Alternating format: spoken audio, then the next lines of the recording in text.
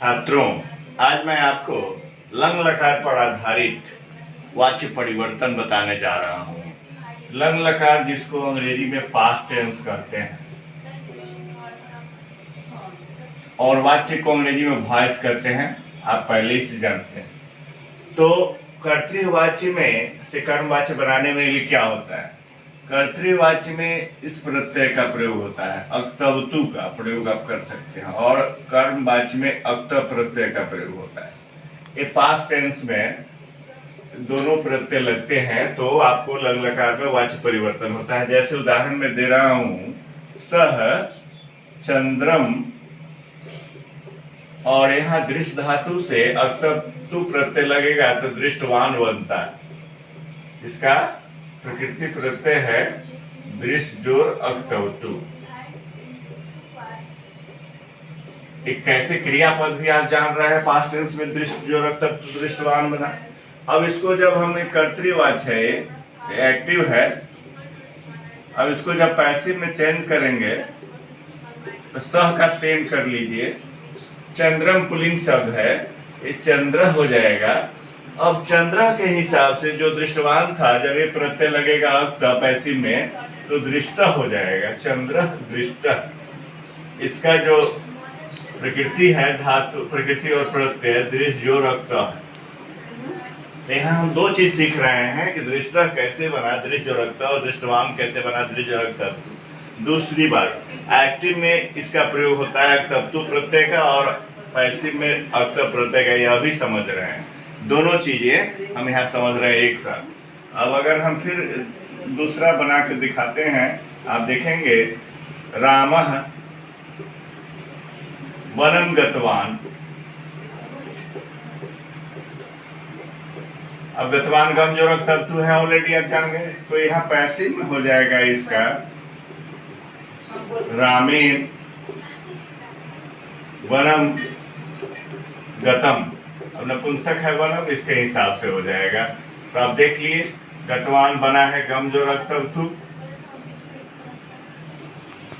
और एक गतम बना है गम जो रक्त।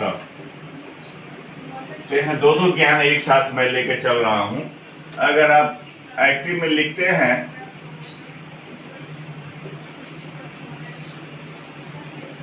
सीता ग्रंथम पठितवती, यहाँ स्त्रीलिंग है, पठितवती हो जाएगा सीता के अर्थ में। लेकिन जब पैसिव चेंज करेंगे तो हमको ग्रंथम के हिसाब सीता का सीतया हो जाएगा, और ग्रंथम शब्द पुल्लिंग है, ये जानकारी जेंडर का होना, ग्रंथ हो जाएगा। ये पठितवती तो सीता के हिसाब से हुआ है, अभी ग्रंथ के हिसाब से यहाँ हो जाएगा पठितः, सीतया ग्रंथ पठितः। ये सीता को फॉलो नहीं कर रहा है, ग्रंथ को फॉलो कर रहा है। तो एक कर्मवाच्य पास्ट टेंस में इस प्रकार आप बना सकते हैं। इसके बहुत सारे उदाहरण पुनः मैं 3-4 उदाहरण और देकर के इसको पुष्ट करना चाहता हूँ। ठीक है छात्रों, आप देखिए, मैंने और उदाहरण लिखा है, बालकः फलानी खादितवान। ये जो खादितवान है बालकः के हिसाब से हुआ है। अब जो हम कर्मवाच्य में बनाएंगे, इसको कर्मवाच्य में चेंज करने जा रहे हैं, तो कर्ता है, इसको तृतीया में ले जाएंगे। नियम है, जानते हैं, कर्ता को प्रथमा से तृतीया में, तो बालकः का बालके। फलानी जो है यह द्वितीया में है, लेकिन द्वितीया का बहुवचन है, तो प्रथमा के बहुवचन में आएगा, नपुंसक शब्द है, इसीलिए फलानी ही रहेगा। ये सेम रह गया, लेकिन कोई पूछ सकता है आपसे, मान लीजिए पढ़ने जांचने के लिए, कि बताओ ये फलानी में कौन विभक्ति है, तो हम कहेंगे प्रथमा है। ये फलानी में कौन विभक्ति है, द्वितीया है, ये द्वितीया का बहुवचन। कारण कि तृतीया के साथ प्रथमा का कॉम्बिनेशन है, और प्रथमा के साथ द्वितीया का कॉम्बिनेशन एक्टिव में, याद रखना है ना। इसको 12-21 का फॉर्मूला, यानी कर्तृवाच्य में 12 और कर्मवाच्य में 31, यानी कर्ता जब प्रथमा में होगी, कर्म द्वितीया में, और कर्ता जब तृतीया में है तो कर्म प्रथमा में रहता है।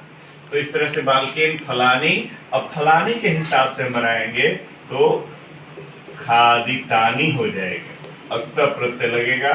अब एक खादितानी हुआ फलानी के हिसाब से। अब देख लीजिए, कर्म बहुवचन है तो क्रिया बहुवचन में हो गई, लेकिन यहाँ पर कर्ता एक वचन था तो क्रिया एक वचन।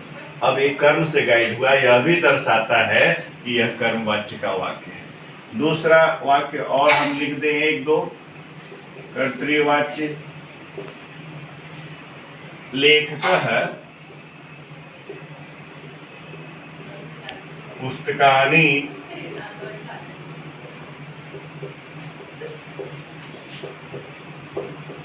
लिखितवान। लेखक ने कई पुस्तकें लिखी। अब लेखका का लेखकेन कर देंगे। तृतीया में जब चेंज करेंगे तो कर्मवाच्य में अब पुस्तकानि रह जाएगा, चूंकि यह भी नपुंसक शब्द है, और यहाँ पर लिखितानि होगा। लिख जो रखता लिखितम होता है, इससे लिखितानि बन जाए। तो आप देख रहे हैं कि कर्म से गाइड हो रहा है। ये लेख का यहाँ पर कर्ता से गाइड हुआ लिखितवान, यहाँ यह कर्म से गाइड हो रहा है। और भी आप वाक्य बना सकते हैं इस आधार पर। कर्ता को भी हम बहुवचन बना सकते हैं। जैसे मान लीजिए लिख दिया मैंने कवयः, कवि कवि कवयः, कविगण, कवयः कविताम कृतवन्तः, कवि लोगों ने कविता किया, है ना।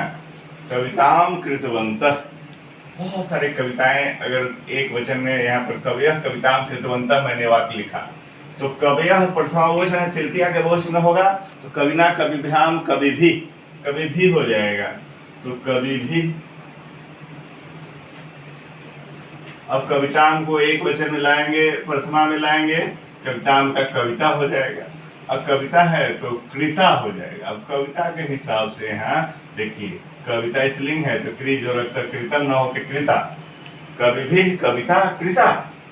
अगर यहाँ बहुत सारी कविताएं रहती तो कविता तो कृता हो जाता। यह ध्यान रखना है।